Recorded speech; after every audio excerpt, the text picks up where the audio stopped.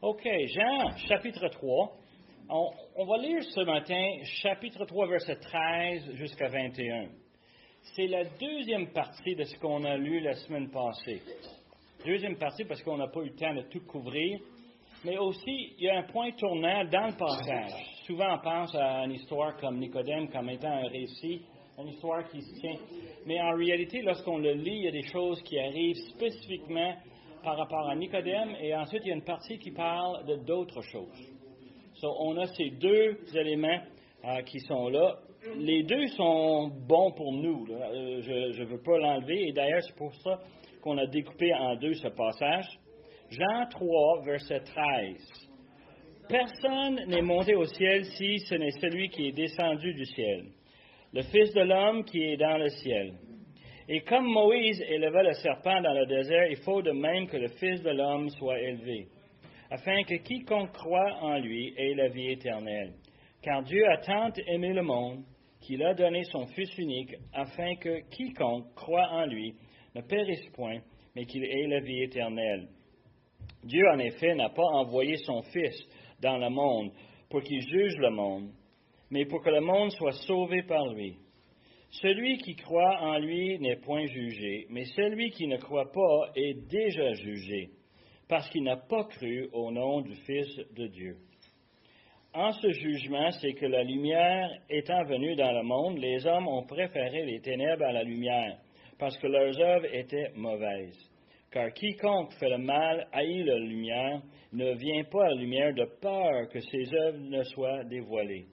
Mais celui qui agit selon la vérité vient à la lumière afin que ses œuvres soient manifestées parce qu'elles sont faites en Dieu. Alors, c'est un passage qu'on s'en sert assez souvent pour évangéliser, n'est-ce pas? Et la question qu'on commence ce matin, dans la présentation de plan du salut, est-ce que vous avez déjà expérimenté certaines réactions, des défis, en fin de compte, dans le plan de salut? Quand on le présente, il me semble que c'est simple. C'est pas compliqué. Il faut simplement croire. On a parlé de ça la semaine passée. Croire ou pas croire.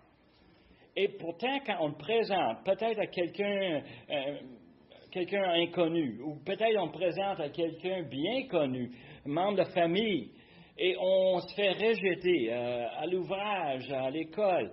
On présente le plan de salut de façon simple et on prend Jean 3,16, verset parfait, parce que tout dans un verset, on a tout ce qu'on a besoin pour amener quelqu'un à comprendre ce que Dieu offre. Pourtant, quels sont les points que vous avez expérimentés? Quels sont les rejets? Sur quel argument? Des idées? La résurrection, c'est trop fantastique pour les gens. C'est trop fantastique, hein? Pourtant, ils sont prêts à aller au cinéma et regarder n'importe quoi de fantastique, right? C'est pas si ridicule que ça, mais ils trouvent ça difficile à croire, OK? C'est un très bon point. D'autres choses? Changement de sujet. Ils veulent changer de sujet parce que Ça les dérange. Ça leur dérange, ça leur met inconfortable. Vous avez pensé peut-être pourquoi ça leur met inconfortable? Le reste du passage là-dessus, je pense. Exactement, le passage le dit. Et il faut se préparer en fonction de cela. On va présenter l'Évangile qui, pour nous, n'est pas si compliqué. Mais pour eux, ça peut être un sujet à éviter. Change de sujet. Ça peut être un sujet qui les met très inconfortable. Peut-être pas pour toi, Roy, mais moi, j'ai beaucoup de péchés. Je ne veux pas les confesser toutes. Ça va prendre toute une fin de semaine à confesser tout ce que j'ai fait dans ma vie. Tu peux voir un peu où est-ce que les gens ont des objections. Avec la simplicité vient aussi une certaine complexité. D'autres façons, d'autres problèmes qu'on rencontre. Moi, je vais t'amener une que moi, je rencontre souvent. Membre de ma famille, ne connaît pas le Seigneur, ne veut rien savoir du Seigneur. Quand je lui ai parlé, quand Christiane lui a parlé de plan de salut, on amène tout le temps un élément essentiel en premier lieu, c'est quoi? le péché. Et cette personne ne veut pas admettre qu'elle fait des péchés. Elle est convaincue que je suis assez bon. J'ai des légères imperfections. Mais elle ment comme tu ne peux pas savoir. Quand elle dit quelque chose, moi, Christiane, elle vient frustrée avec moi parce que je souris tout le temps. Pourquoi tu souris? Parce que c'est un mensonge. Comment ça, c'est un mensonge? Écoute, pense-y un peu. Puis là, regarde, t'as raison. Elle dit des choses. C'est pas vrai ce qu'elle dit. Elle raconte des histoires sur un autre, puis on l'écoute, puis on dit, mais non, on connaît l'autre, c'est pas vrai ces affaires-là. Et elle se défend constamment avec ses propres mensonges. À un point qu'elle veut que nous, on croit les mensonges, mais aussi quoi? Elle-même, elle veut croire les mensonges. Hein? Et ça, c'est un problème très, très commun aujourd'hui parce que les gens ont beaucoup de misère avec la vérité. À un point qu'on dit quoi? Toi, tu as ta vérité, moi, j'ai ma vérité. Ce n'est pas nécessairement les mêmes, mais on a chacun nos vérités. Tu sais? On peut dire qu'est-ce qu'on veut quand on veut. Puis, dans ton contexte personnel, ça passe. Dans ton contexte, peut-être que ça passe pas. Tu vois un peu où on est dans le 21e siècle et le monde pense comme ça.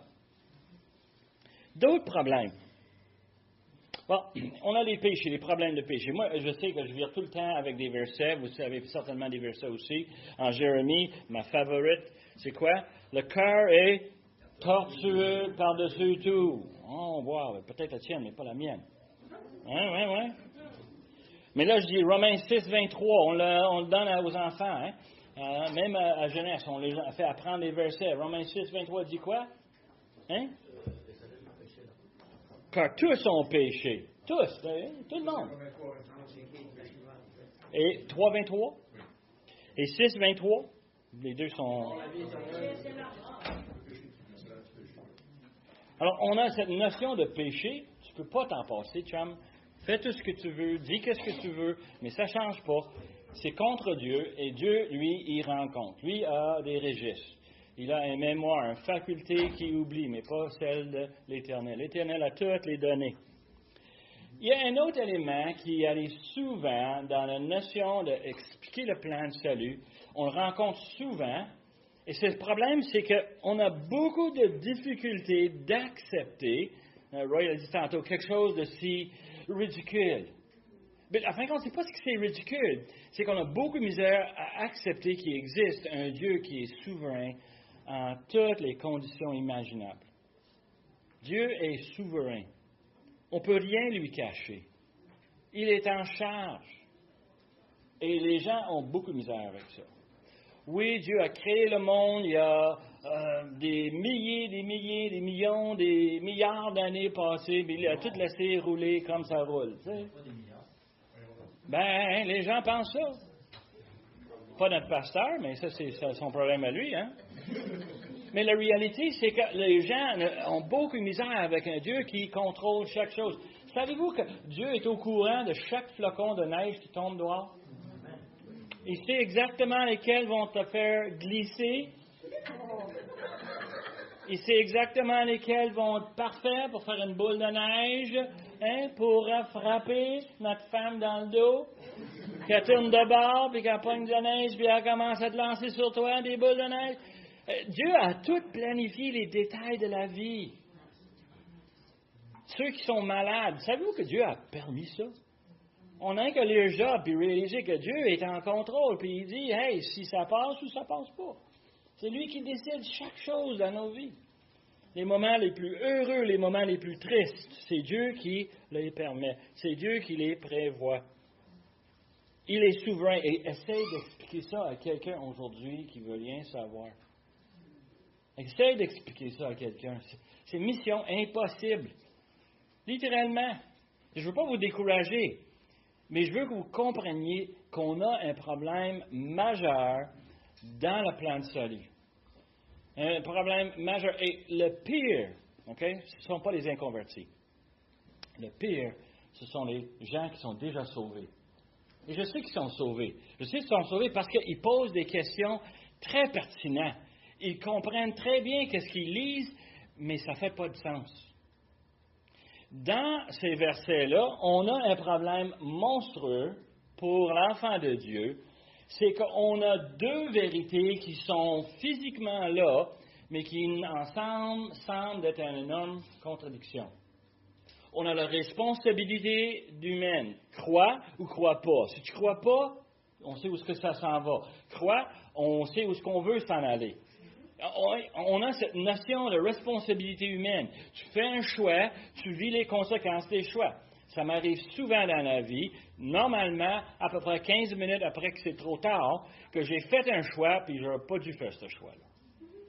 Ça se peut que j'embarque sur le pont, puis je réalise que le pont est bloqué, jamais, je vais manquer mes rendez-vous. Il n'y a rien que je peux faire, je ne peux pas tourner de bord. Les conséquences de mes choix.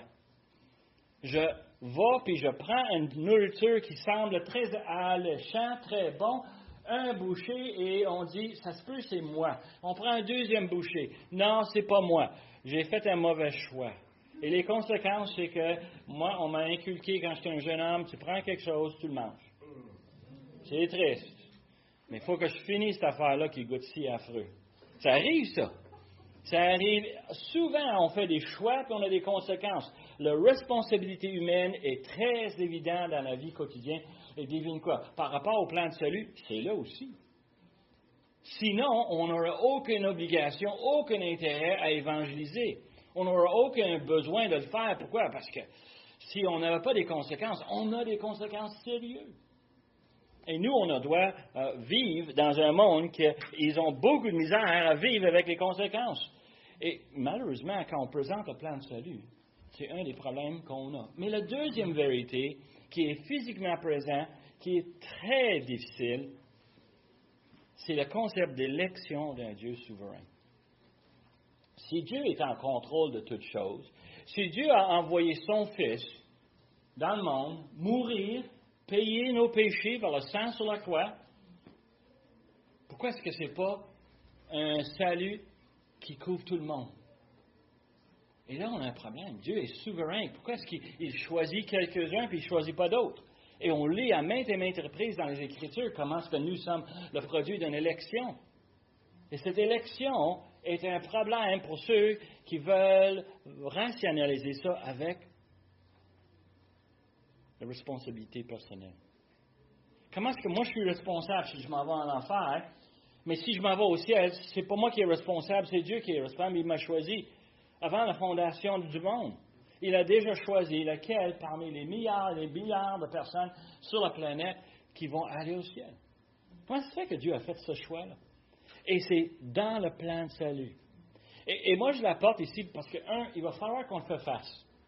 Je sais qu'on s'en va nous tracasser. On parlait ce matin des questions qui nous achalent. Ça, c'est une. À chaque fois que tu vas lire dans les Écritures, une place où ce que ça parle de Paul dans l'Éphésiens, l'apôtre Pierre, dans 1 Pierre, il va parler de l'élection, celui qui était choisi. Tu te dis, comment ça se fait que je suis choisi? Il me semble que c'est moi qui ai accepté le Seigneur. C'est moi qui ai écouté le professeur de l'école de vacances. Et elle m'avait bien présenté le plan de salut. Elle m'a bien présenté le fait que j'étais pécheur. Et je l'ai bien compris, je l'ai bien saisi. Et j'ai fait un choix. Okay? Le 8 août 1963. Moi, j'ai fait mon choix. C'est bon temps, ça? C'est un bon temps. Mais c'est une date qu'on n'oublie pas. C'est une réalité, n'est-ce pas? Pour nous, c'est quelque chose que moi, j'ai fait.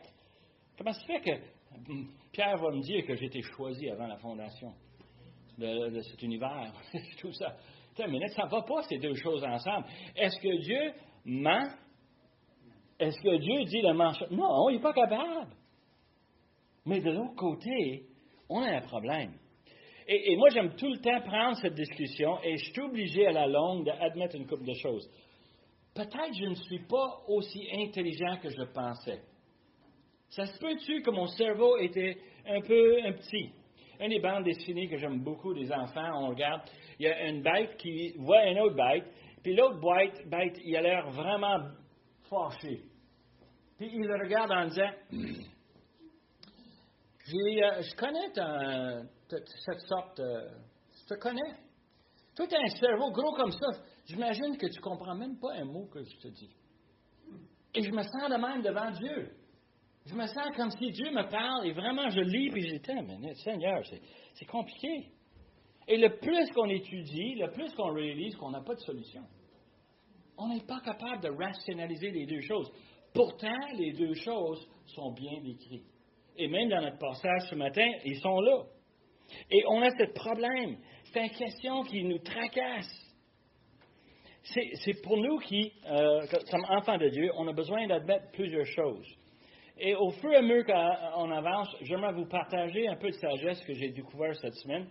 Un des choses que j'ai lu, que j'ai trouvé vraiment frappant, un homme que j'ai beaucoup d'appréciation, il a écrit beaucoup sur les Écritures, des commentaires et des commentaires, toutes sortes de travaux. Il a été pasteur dans une église pendant longtemps.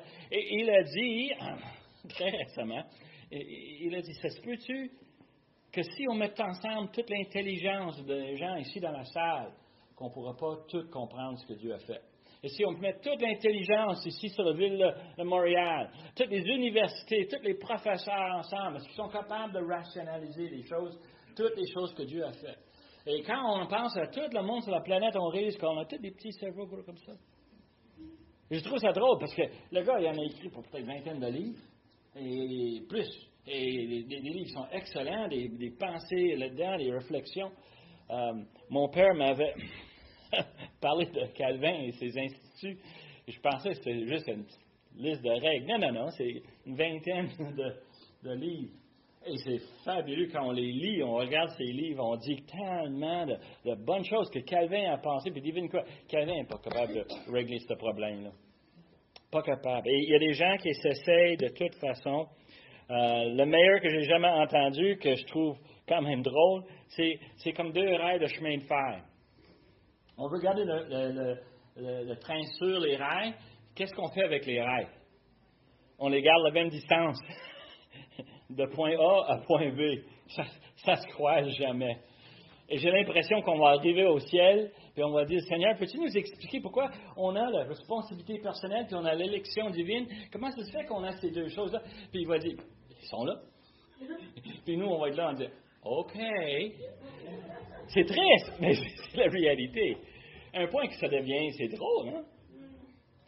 Mais chapitre 3 a commencé avec le premier des problèmes, le problème du péché. On a lu comment est-ce que Nicodème est arrivé. Il était très gentil, très poli envers notre Seigneur. Il lui a présenté, Rabbi, on sait que tu viens de Dieu parce que personne ne peut faire ce que tu fais si tu ne viens pas de Dieu. On sait comment est-ce que Nicodème était. Mais Nicodème avait une question. Et on a lu dans le chapitre précédent comment est-ce que Jésus connaît les cœurs. Et il savait exactement ce que Nicodème venait faire. Il voulait avoir de l'information pour lui aider dans, sa recherche de la vie éternelle.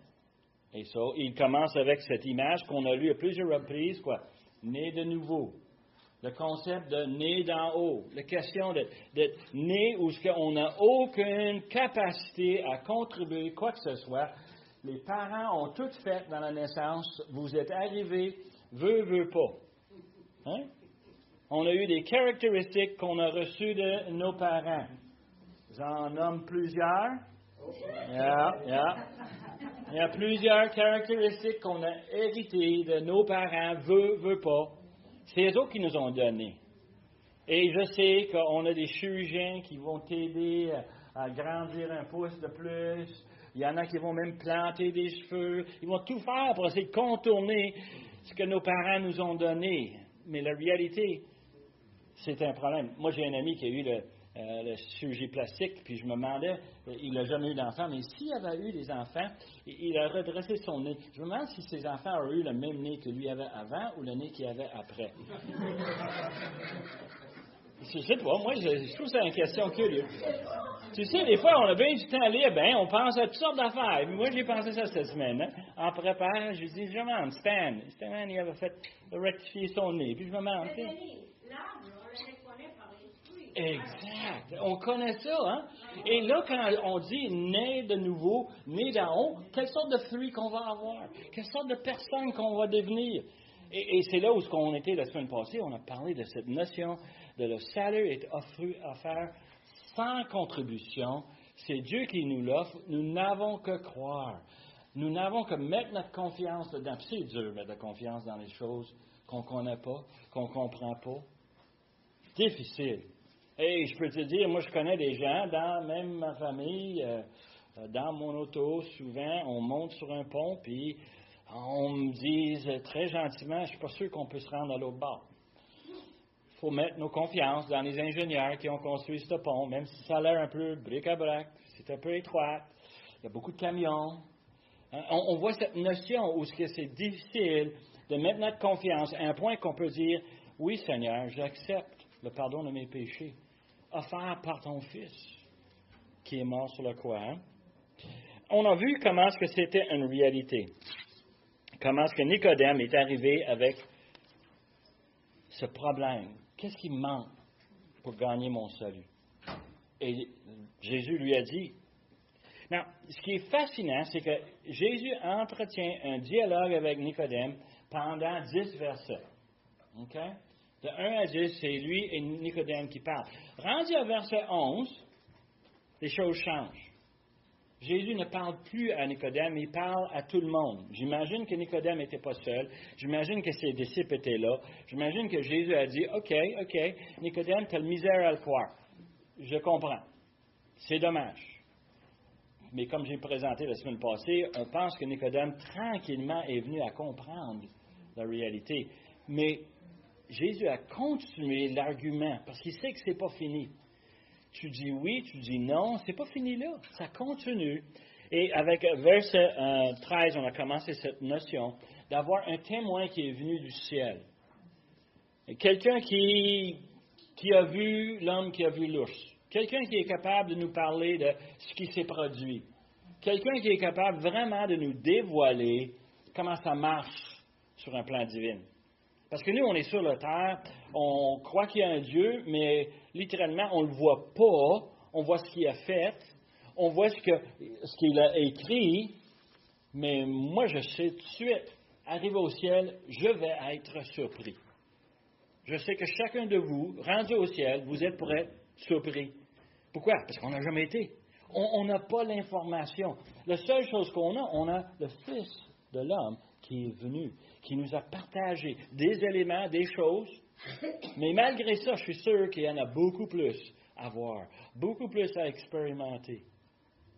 Now, il faut qu'on mette notre confiance. On a parlé du serpent qui était dans le désert. On a parlé un peu comment est-ce que c'était une image. Mais c'est une image que ceux qui avaient la foi allaient voir le serpent et ils étaient guéris. Ceux qui n'avaient pas la foi, ils restaient dans leur tente, ils mouraient là. Et cette notion, c'est qu'on est sauvé par la foi. Cette notion revient à maintes et maintes reprises à travers les Écritures, et franchement, c'est vraiment plein dans l'Ancien Testament. Et on arrive à un point qui tant que moi, qui est vraiment surprenant. On va voir qu'on a un verset qui est déposé là juste pour nous. On dit, « Car Dieu a tant aimé le monde qu'il a donné son Fils. » Le langage pour un témoignage, pour l'évangélisation, c'est tellement simple. Il a donné. Il n'a pas chargé un prix, il n'y avait pas rien d'accroché. Je sais, des fois, on nous donne un cadeau, on se sent obligé de redonner un autre cadeau en place. C'est pas là-dedans. C'est Dieu qui nous offre son Fils. Et il a donné son Fils unique, il n'y en a pas d'autre, afin que quiconque croit. Et le mot que j'aime énormément, c'est quiconque. Quiconque, avec les enfants, c'est pas évident parce que c'est pas un mot qu'on s'en sert souvent, mais il faut l'expliquer. C'est qui, quiconque? Qui est inclus dans cette groupe? Moi, je connais les fans des Canadiens. Il y en a quelques-uns dans ma famille. Je les reconnais par leur chandail, je les reconnais par leur langage, leur préoccupation le samedi soir, même s'ils ont perdu. Mais on comprend l'équipe. Hein? Quiconque, c'est une équipe. Une équipe de qui? Qui est quiconque? Tout le monde. Et littéralement, c'est n'importe qui. Moi, je comprends. C'est quiconque. C'est une équipe, mais c'est pas tout le monde. C'est ceux qui veulent. Ah! C'est pas tout le monde. Mais l'offre, et tu vas voir avec notre problème qu'on a, là, l'offre, c'est offert à tout le monde, mais tu as raison, il n'y en a pas tout le monde qui va choisir. Mais tu peux voir le problème, c'est ouvert à tout le monde, pourquoi est-ce que tout le monde ne bénéficie pas de cette offre? Hein? Et moi, j'aime tellement ça quand on a des publicités. Je ne sais pas vous autres dans le poste, moi, je reçois énormément de publicités. Puis souvent, on a les publicités qui disent quoi? Quantité limitée, offre temporaire. Vous avez ces choses-là? Quiconque ici, c'est ouvert à tout le monde. Pendant qu'on est sur la planète, on peut le profiter. À quiconque. C'est moi, c'est toi, c'est nos enfants, nos parents, nos amis. On peut l'offrir parce que c'est disponible pour eux autres. Et ça, c'est une des choses qu'il faut vraiment mettre l'emphase. En anglais, on dit a one-time offer. Un qu'une fois. Tu n'en auras pas deux fois. Tu n'as pas une deuxième vie. Il n'y a pas de il y a pas de. Comment est-ce qu'on appelle ça, là? Pas de résurrection, mais de. Réincarnation. Merci, Yves. Tu n'as pas de deuxième choix, là. C'est maintenant ou non. Et tu vois, tout à coup, la responsabilité humaine se trouve là. Mais l'élément de quiconque aussi nous donne quoi? Une élection divine. Dieu offre à tout le monde. Mais pas tout le monde qui va l'accepter. Il y a un choix qui se fait. Et c'est tellement fascinant de le voir dans ce verset-là. Afin que quiconque croit en lui ne périsse point. Le concept de périr est une qu'on peut négocier. On veut entendre parler de ça lorsqu'on discute avec des gens. C'est quoi périr? Périr, c'est mourir. Qui ici aime ça mourir? Personne. On veut tous vivre. C'est pour ça quand ça va mal, on va chez le médecin. Il nous donne des médicaments, ils ne goûtent pas bon, on les prend pareil. Hein? Non? Vous le savez, on fait les efforts parce que mourir, périr, c'est pas vraiment intéressant. Mais ce qui est fascinant ici, c'est que le concept est que personne ne périsse point, mais qu'il ait la vie éternelle. Mourir avec une vie éternelle, c'est pas juste mourir physiquement, c'est mourir éternellement. C'est pas juste vivre physiquement, mais vivre éternellement. Les deux sont en plein contraste. Le concept de périr ici, c'est de perdre ton âme. C'est une affaire de mourir et d'aller rejoindre nos amis, nos parents chers qui ont déjà accepté le Seigneur, qui sont déjà au ciel. Et nous, on a hâte d'être avec eux. Je suis fasciné de voir combien de personnes pensent qu'après la mort, il n'y a rien. Après la mort, tu penses? Vraiment? Moi, j'ai beaucoup de misère avec ce concept-là. Et je sais que les Écritures me l'enseignent carrément. Après la mort vient le jugement. On n'a pas de façon de l'éviter. Cette notion est vraiment fantastique de voir comment est-ce que, dans ce simple verset, on a tous les éléments nécessaires pour partager l'Évangile. Alors, Jésus parlait dans ce passage de croire. Il mettait l'emphase là-dessus.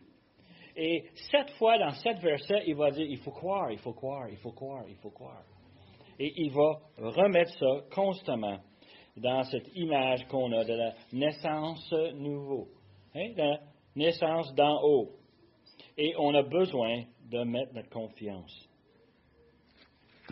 Alors, verset 17 continue les arguments. Dieu, en effet, n'a pas envoyé le Fils dans le monde pour qu'il juge le monde, mais pour que le monde soit sauvé par lui. Les temps des verbes ici sont précieux.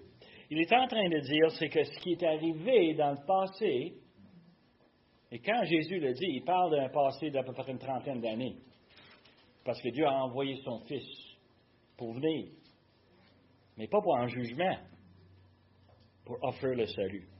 Okay? Il n'a pas envoyé le Fils dans le monde pour que le monde soit jugé, mais que le monde soit sauvé par lui.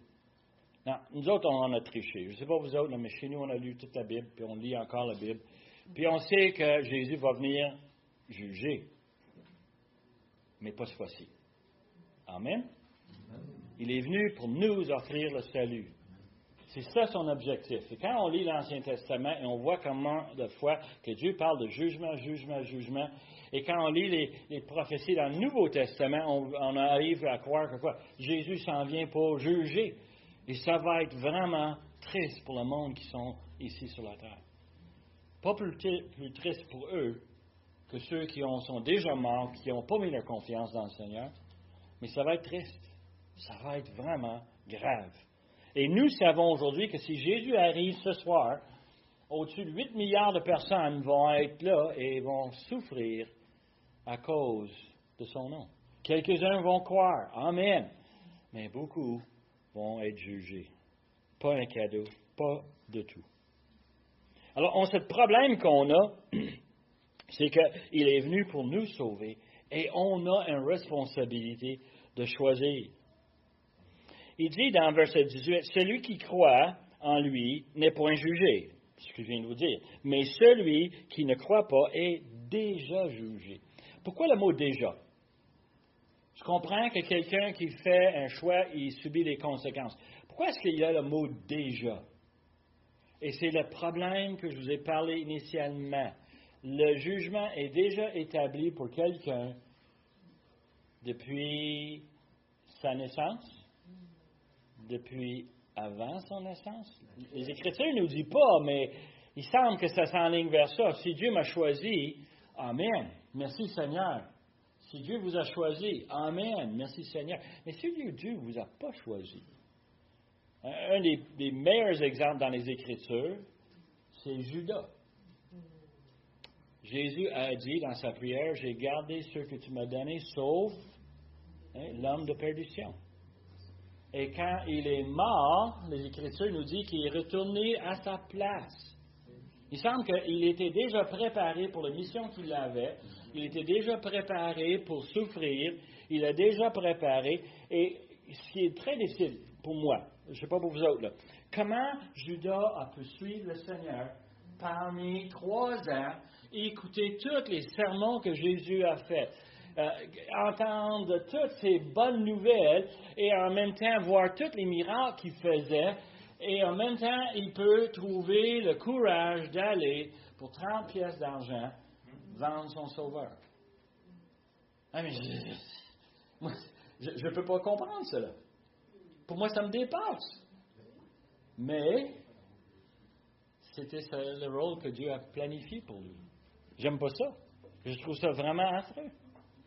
Mais c'est une réalité, n'est-ce pas? Et c'est dans les Écritures. Et c'est ça qu'on a un problème. On peut sentir mal, je le sens. On peut, nous autres, penser qu'il y aurait peut-être eu un autre moyen de sauver ce Judas-là, de sauver ceux qui sont allés à l'enfer, les membres de famille qui sont décédés. Je ne pense pas qu'on n'a pas parlé, réfléchi, qu'est-ce qu'on aurait pu différent, qu'est-ce qu'on aurait pu faire pour qu'ils puissent comprendre l'Évangile, qu'est-ce qu'on aurait pu faire différent, on ne peut rien faire. Mais Pierre a fait la même chose que Judas, mais lui, il s'est repenti. Il s'est repenti. Judas, lui, il ne s'est pas repenti. Et comment ça se fait qu'il y a un Pierre et un Judas? Tu vois le problème qu'on avait dès le commencement? On a ce problème de responsabilité personnelle, mais on a même le choix divin, l'élection divine. Comment ça se fait que Pierre a été choisi puis Judas n'est pas? Parce que quand Pierre a été avisé par Jésus, tu vas me renier 3 fois. Et il l'a fait pareil. Mais il a dit non. Hein? Ah, lui, selon lui, il ne le ferait pas. Non. Seigneur, je vais aller jusqu'à la mort avec toi. En fin de compte, il est allé à la mort pour le Seigneur, mais comme évangéliste. Right. La parole dit que si tu écoutes sa voix aujourd'hui, n'endurcissez pas votre cœur. Alors, Pierre a écouté la voix, Judas, c'était une sorte de Pharaon. En regardant Pharaon, a endurci son cœur. Et Judas aussi. Pierre, il s'en allait s'endurcir son cœur. Prends l'exemple comme il faut. Là. Après la mort, la résurrection, qu'est-ce que Pierre a décidé de faire? On m'en va à la pêche. Qu'est-ce qu'il est en train de dire? Je lâche tout ça, puis je retourne à mes racines. Et qui est-ce qu'il voit sur le bord quand ils sont à la pêche? Jésus. Il saute de la chaloupe. Il saute du bateau. Il nage jusqu'à Jésus. Il mange avec Jésus. Et Jésus lui prend de côté puis il lui pose une question. Je suis sûr une question qui lui a percé le cœur. Un cœur qui s'en allait s'endurcir. Qu'est-ce qu'il a dit? M'aimes-tu? Et il met devant les faits. Tu as un choix à faire, Simon. Moi, je sais que je t'ai choisi, mais toi, il faut que tu fasses ta part, il faut que tu crois. Et je m'imagine que Pierre, toute sa vie, comme évangéliste, de quoi est-ce qu'il pensait? À toutes les fois qu'il a renié le Seigneur? Non. Il pensait probablement à, m'aimes-tu? Ah, yeah. Et tu peux voir, la situation est physiquement présente dans la vie de chacun. Responsabilité personnelle, mais choix divin. C'est là que Pierre a dit, quand Jésus dit, vous ne partez pas, les disciples, il y a des disciples qui sont partis. Mais Pierre qui l'a dit, il dit, où irai-je, Seigneur? Où est-ce que j'irai? Tu sais que je t'aime. Une dernière image pour le fun. Le temps nous échappe, mais une dernière image. Une qui m'a travaillé depuis mon enfance. Okay? On lit la crucifixion de Jésus. On le voit sur la croix. Il est là avec 2 brigands. Et dans Luc chapitre 23, verset 39, on a une petite histoire sur la croix, puis ça devrait nous agacer énormément. Moi, j'étais élevé avec 2 frères, 2 sœurs, on était 5 à la maison, et je peux dire, on cherchait la justice à chaque instant. N'est-ce pas? Pourquoi est-ce que lui a plus de biscuits que moi? Comment ça se fait qu'elle a plus de bonbons que moi? Luc 23, verset 39. L'un des malfaiteurs crucifiés l'injurait, disait, « N'es-tu pas le Christ? Sauve-toi toi-même et sauve-nous. » Mais l'autre le reprenant et disait, « Ne crains-tu pas Dieu, toi qui subis la même condamnation? Pour nous, c'est justice, car nous recevons ce qu'ont mérité nos crimes. Mais celui-ci n'a rien fait de mal. » Et il dit à Jésus, « Souviens-toi de moi quand tu viendras dans ton règne. » Et jusqu'à là, moi, j'ai pas de misère. Moi, je peux voir ça dans la vraie vie. On a des gens avec de la langue sale. On a des gens qui aussi ont un cœur sensible. C'est toutes des choses réelles pour moi. Mais quand on arrive à verset 43, là, j'accroche. Jésus, lui, répondit, « Je te le dis en vérité. Aujourd'hui, tu seras avec moi dans le paradis. » Le gars, il a mené une vie de pécheur, un criminel. C'est un gars qui, imaginez-vous, depuis son enfance, il vole des choses, il compte des mensonges. C'est pas un gars qu'on imagine au ciel, c'est un gars qu'on s'attend qu'il va se retrouver à l'enfer. Il arrive sur son lit de mort, mais c'est pas son lit, sa croix. Mais tu comprends l'image? Il reçoit, puis il sait qu'il reçoit les conséquences de ses péchés. Il sait qu'il s'en va recevoir la punition pour ce qu'il a fait. Et il fait une simple demande. « Seigneur, souviens-toi de moi. » Tu sais, Seigneur. Et Jésus leur a pu dire, « Oui, je vais te souvenir de toi. » Ça, c'est la nature humaine. On va lui offrir un petit repos pour la dernière seconde de sa vie. Je vais penser à toi. Je vais t'envoyer des ondes positives. Je vais te faire quelque chose de bien dans mon esprit. Là. Non. Il a dit, tu seras avec moi dans le paradis. T'as demandé? Tu crois? Viens-t'en. Moi, je regarde ça, je me dis, c'est pas juste, ça. C'est pas juste. C'est pas correct. Mais c'est une manière de demander pardon. Oh! En confessant ses péchés? En s'admettant que, Seigneur, tu as raison et moi, j'ai tort? En me mettant à sa place, right? C'est toute une autre caractéristique, ça. Seigneur, j'ai fait des bonnes choses parmi toutes les mauvaises choses que j'ai faites. Puis les deux devraient se compenser l'un avec l'autre, n'est-ce pas? Ça devrait s'équilibrer, balancer, non? Non. Seigneur, souviens-toi de moi. Incroyable. C'est une image humainement qui n'a pas de bon sens. Mais là, on a sur la croix, on a l'élection divine, Jésus le prend. Et on a cette responsabilité personnelle, pas pour ses péchés, pour répondre à la simple question qu'on a posée la semaine passée. Tu crois-tu ou tu crois pas? C'est vraiment ça, les conséquences de est-ce que tu crois ou est-ce que tu crois pas. Si tu crois, ça va changer la façon que tu penses. Ça va changer la façon que tu vas vivre. Le Seigneur va te donner son esprit et tu vas avoir le courage, tu vas avoir le pouvoir, tu vas être capable de passer à travers les épreuves. Pourquoi? Parce que c'est le Seigneur à qui j'ai mis ma confiance. Amen. Et cette image que je trouve tellement difficile, je réalise que c'est une réalité. Moi, j'ai hâte d'être au ciel, de retrouver ce brigand-là puis lui poser quelques questions. Moi, je suis vraiment curieux. C'est un gars curieux. Qu'est-ce que tu veux? Puis je sais qu'il est là. Je sais qu'il va être disponible. Je sais qu'ils sont là. J'ai la conviction que le Seigneur, quand il fait une promesse, il la garde. Et comment est-ce que Dieu peut nous choisir? Moi, ça m'émerveille. Mais le fait reste que quiconque croit. N'importe qui peut. N'importe qui. C'est ouvert. Temps limité. Jusqu'à la mort. Eh oui, jusqu'à la mort. Alors, en conclusion, verset 19, il dit, en ce jugement, c'est que la lumière étant venue du monde, les hommes ont préféré les ténèbres à la lumière. Ça nous ramène à les points où j'ai posé les questions au commencement. Qu'est-ce que vous pensez sont les objections au plan de salut? Vous en avez listé plusieurs. La majorité, je vais dire toutes, reviennent à ce passage ici. L'idée qu'on aime nos péchés, puis on sait que si tu mets de la lumière spirituelle sur mes péchés, j'aime pas ça. Je vais rester dans les ténèbres. Les gens ne veulent pas admettre leur péché. Ils ne veulent pas admettre leur orgueil, leur égoïsme, le fait qu'ils sont menteurs, le fait qu'ils sont adultères, le fait qu'ils sont voleurs. Le monde ne veut pas admettre ces choses-là. Le monde ne veut pas en parler. Il ne veut pas qu'on mette la lumière là-dessus. Et c'est une réalité. On rejette le Seigneur pour des raisons ridicules. Moi, je pense que ce brigand qui était sur le croix, s'il avait honte de tout ce qu'il avait fait, il aurait dû se fermer la trappe. Pense pas? Dis rien. Mais non! Il a dit au Seigneur, souviens-toi de moi. Il sait ce qu'il a fait. Et il a dit à l'autre, on est ici parce que c'est notre dû. Yeah. Pense-y maintenant. On amène dans le futur, je ne sais pas la date, vous ne savez pas la date. Dans le futur, tout le monde va paraître devant l'Éternel. Tout le monde va être redevable. Et c'est incroyable. Le monde va essayer d'argumenter. Non, il n'essaiera pas d'argumenter. Il ne sera pas capable devant un Dieu. Ils vont être obligés d'accepter un jugement qu'ils n'ont vraiment aucune façon d'éviter.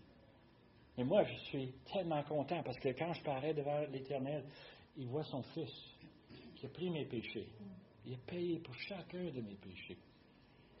Moi, je trouve ça fantastique. Et si je peux communiquer ça à quelqu'un qui s'en va vers l'enfer, il me semble que c'est le meilleur job dans le monde. De partager l'Évangile à tous ceux qui périssent. L'homme est déjà jugé par son incrédulité, par son désir de garder ses péchés, son orgueil. Notre seul espoir est dans le croire dans l'œuvre de notre Sauveur et d'en parler à tous ceux qui veulent nous entendre. Malgré ça, je vous laisse avec le problème. On se trouve face à la responsabilité humaine pour nos péchés, mais aussi on reste avec l'élection d'un Dieu souverain, un Dieu qui fait les choses comme il le veut. Et je suis obligé de lui donner gloire dans chacun des cas. Gloire à Dieu pour ceux qui sauvent, gloire à Dieu pour ceux qui sont condamnés. C'est pour sa gloire. Prions. Père éternel, on veut te remercier.